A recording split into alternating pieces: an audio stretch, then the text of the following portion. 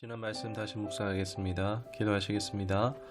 하나님, 세상의 난리와 난리로 불안한 소식이 가득하지만 나의 구원이 하나님께로부터 옴을 믿습니다.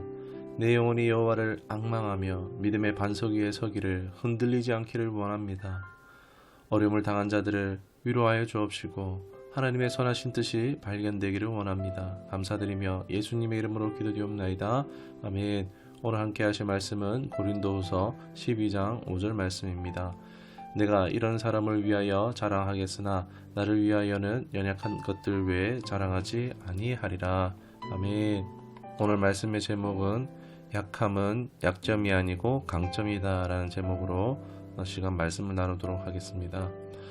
사람은 잘하는 것을, 강점은 자랑하기를 원하고 또 약한 모습은 보이고 싶어 하지 않아 합니다. 또 약한 모습은 별로 보고 싶어도 하지 않습니다. 예를 들어 늘 커 보이던 아버지의 움츠러든 어깨를 본 자식의 마음이 미어짐같이 달가운 것이 아니기 때문입니다. 그러나 이방인의 사도라고 불리는 바울은 약한 것을 자랑하겠다라고 합니다. 현실과 정반대의 이야기죠. 이것은 고린도 교회 교인들에게 한 말입니다. 지금 고린도 교회는 하나님의 은혜로 주신 기이한 체험이나 은사를 자랑만 하고 자만에 빠져 있습니다. 자기들에게 복음을 전해준 바울조차도 그의 권위를 인정하지 않는 무질서한 상태에 빠져가고 있습니다. 바울이라고 할 자랑이 왜 없겠습니까? 그러나 바울은 나는 이런 것을 자랑하지 않습니다 라고 고백합니다. 왜 그렇습니까? 그것이 크게 유익되지 않기 때문입니다. 예수님께 시선을 집중해야 되는데 신비한 경험이 우상이 되어져서 그 관심을 빼앗길 수 있기 때문입니다. 사람들이 그런 놀라운 기적을 나눌 때에 우와 할 줄은 몰라도 듣는 사람들 입장에서는 또 상대적 박탈감을 느낄 수도 있고 신비한 것에 몰두하려는 경향이 나타나 신앙의 본질을 잃어버릴 수 있기 때문입니다. 고린도 교회의 사실 영적 실체는 자랑할 만하지 않았던 것입니다. 바울은요, 그들 앞에 약함을 자랑하겠다라고 말합니다. 자신의 약점을 그리고 드러냅니다. 육체에 가시가 있습니다. 정확히 뭐라고 할 수는 없지만 복음을 전하는데 걸림돌이 될 만큼 신체적 결함이 있다라고 봅니다. 자신이 하나님께 기도해봤고 응답이 이것이 오히려 하나님께서 허용하셨다는 것을 그는 깨닫습니다. 유전적이나 환경적인 영향으로 충분히 발생할 수 있는 원인이 되겠죠. 그러나 이를 하나님께서 막을 수도 있고 끊어주실 수도 있는 것입니다. 그러나 하나님께서 이를 허용하신 것은 이를 통해서 하나님은 크신 계획 안에서 선을 이루시고자 함으로 약함을 허락하실 수 있다는 것입니다. 바울은 자신의 약점에 대해서 응답을 받은 것은 바로 자만하지 않기 위해서라는 것을 알게 되어졌습니다. 많은 경우 찾아오는 약함은 예수 그리스도께로 나아가는 통로가 되었습니다. 그렇기 때문에 약함에 대한 판단은요, 사실 우리의 몫이 아닙니다. 그 이유를 알 수 있는 것은요, 하나님께 오직 여쭈어 보는 것입니다. 약함을 가지고 겸손히 하나님께 나아갈 때 해결을 받든지 아니면 이 약함으로 인해 생긴 손해보다도 비교할 수 없는 더 큰 유익을 발견하고 얻을 수 있기 때문입니다. 성경에서도 강함을 자랑했을 때 보면 좋은 선례가 없습니다. 바벨탑 무너졌죠. 삼손 눈이 뽑혔죠. 다윗의 바세바가는 하나님의 그 혼남을 받죠. 히스기야의 국고 자랑 나라 뺏깁니다. 자랑하는 것은 어리석은 것임을 성경에서 어렵지 않게 발견할 수 있습니다. 반대로 아브라함을 부르실 때 그가 늙고 무죄할 때 하나님이 약할 때 부르셨습니다. 예수님도 보면은 마른 땅에서 나온 연한 순 같다라고 또 말구유에 또 나신 모습을 우리가 성경에서 볼 수 있습니다. 예수님은 그리고 또 갈수록 사역 가운데 약해지셨습니다. 나귀 타고 입장하시고 무장 강도처럼 잡혀가시고 온갖 수모와 고난을 당하시고 결국 십자가에 달려 죽기까지 예수님은 약해지시는 모습을 볼 수 있습니다.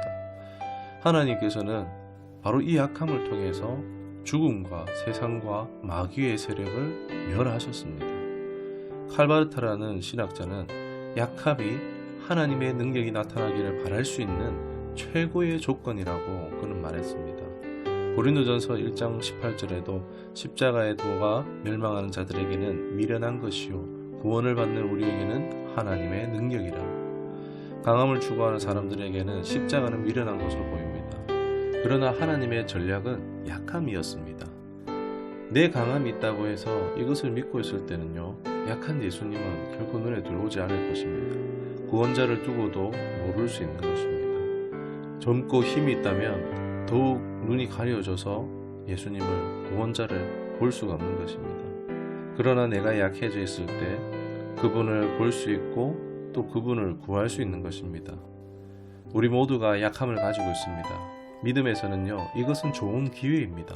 진짜 주님을 찾고 부를 수 있는 기회입니다.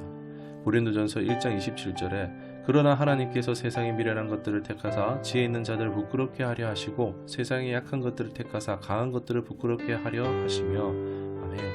약하디 약한 우리를 부르시고 만나 주심으로 내 안에 그리스도와 그리스도께서 함께 하심으로 그분의 능력이 나타나게 하려는 것입니다.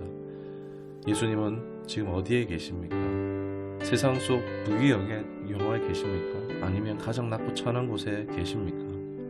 예수님은 가장 낮은 곳에 계십니다. 부질없는 것을 구하고 죄되고 연약한 나를 위해 구원하시기 위해서 가장 높은 곳에서 가장 낮은 곳으로 오신 분입니다.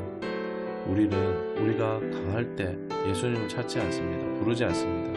그러나 내가 연약할 때, 아쉬울 때 방법이 정없으니까 주님을 부릅니다. 비로소 가장 낮은 자리까지 내려갔을 때 그곳까지 찾아오셔서 마다하지 않고 나를 만나주시는 주님이 되시는 것입니다.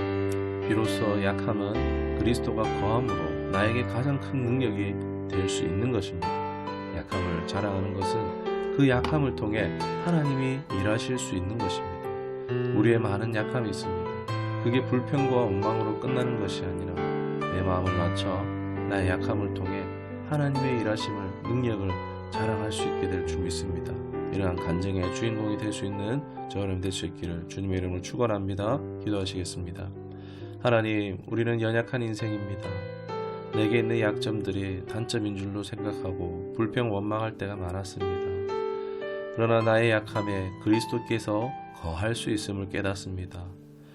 불평과 원망의 요소가 변하여서 주님의 강함이 드러나고 주님을 자랑할 것이 많은 복된 인생임을 이제는 깨닫습니다.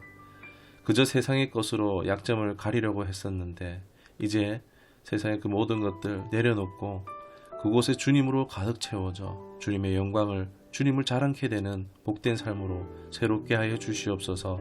감사드리며 예수님의 이름으로 기도드리옵나이다. 아멘.